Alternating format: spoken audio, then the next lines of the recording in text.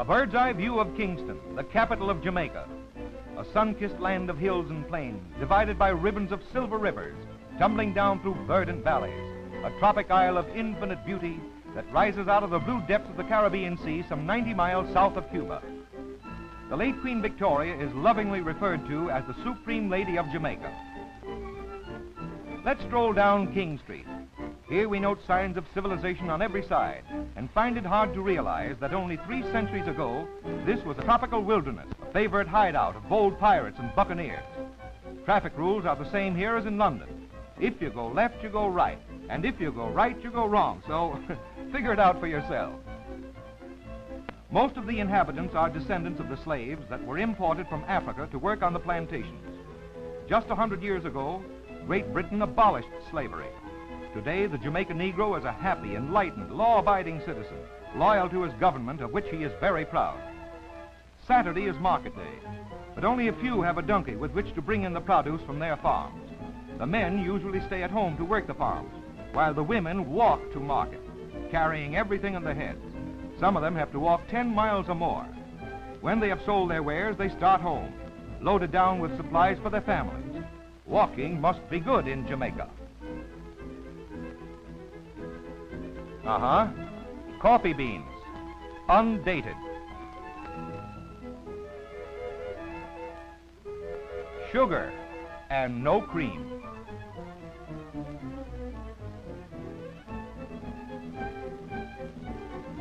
But plenty of soda pop to wash it down.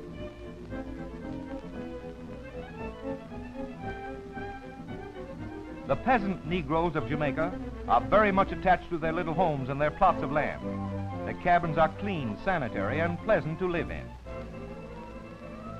Long before we had our NRA, these Jamaicans had a code of their own. A 4-day week gets them enough money for their everyday needs. Their clothing is scanty at times, but they always dress with due regard to modesty. The women have acquired the habit of using plenty of soap, so that the entire family is kept clean, in appearance at least.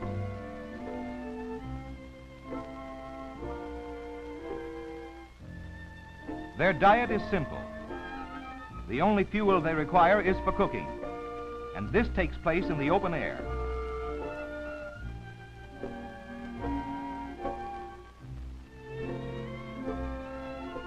Say, isn't he cute? Well, then children are always fascinating. Come on there, young fella. You're too old to do that. Take your finger out of your mouth. Over 75,000 children attend the elementary schools. They are taught their letters and their numbers by the singing method. They are very fond of singing. The teachers are native, and they have been well prepared for their profession.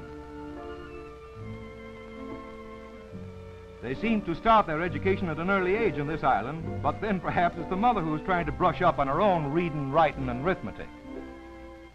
Well, here's Kitty, who wants to learn how to spell mouse. As a rule, these children are well behaved and take a real interest in their lessons. The Jamaicans are known for their placid dignity. It must be an inborn trait. Just see how quiet and orderly these youngsters are as they march out of school. Here's an interesting group. This young mother of 7 children adds to the family budget by breaking stone for road building, at the same time keeping her eye on her brood. She chants as she works, marking time with the stone hammer. Quite an original lullaby for the babies. Oldest boy is already earning his way. And it won't be long now before these two will be making little ones out of big ones.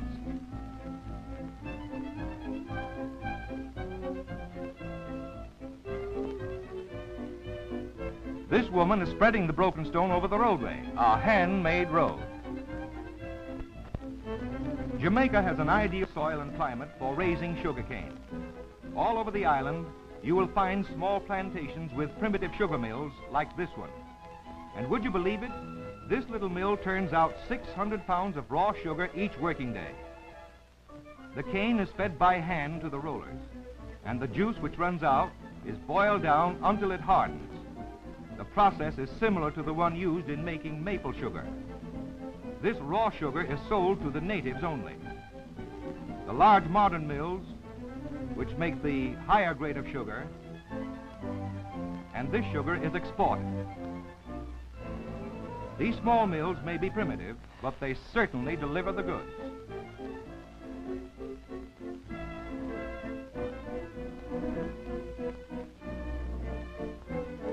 Jamaica is also an ideal place for growing bananas because it has a rich fat soil together with plenty of heat and moisture.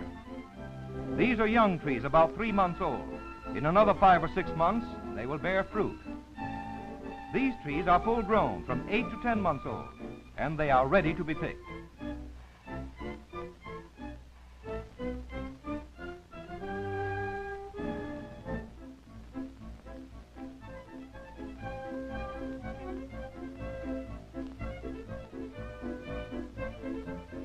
Each tree bears only one crop.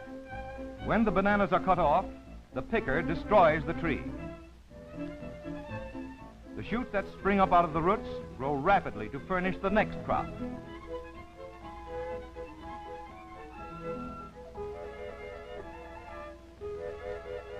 As the laborers carry the bunches to a loading station, they pass by an overseer who lops off the stems so as to save room on the fruit shits. And say, could he play a dirty trick on his brother-in-law?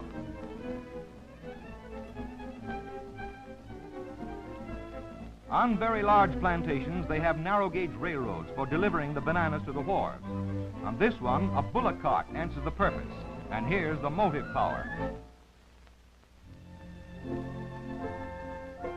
Here they come, along one of those handmade roads, bound for the waterfront.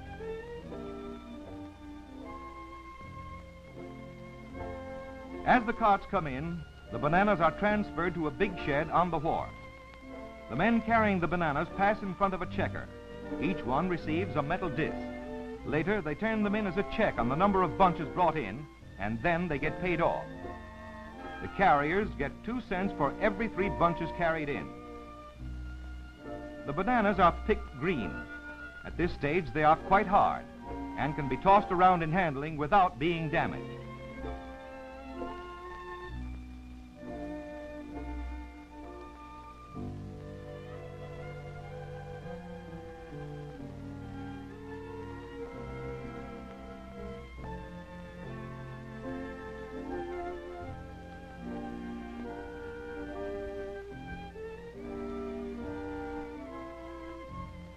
Now, while the lighters go out to the ship and unload, let's wander along the shore and give the fishing industry the once-over.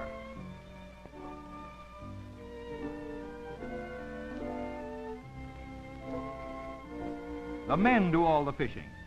Their boats are in one piece and are dug out of the large trunks of the cottonwood tree. When they return from a catch, the women wade out to the boats and bring in the fish. They clean them and scale them right on shore, and then take them to market.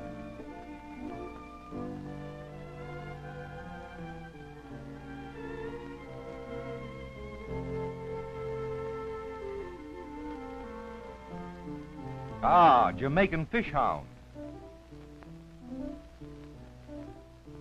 Wanna buy a fish?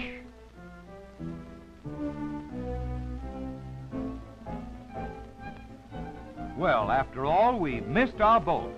But who cares? Jamaica is such a pleasant place in which to loaf, we don't mind having to wait for the next steamer, do we?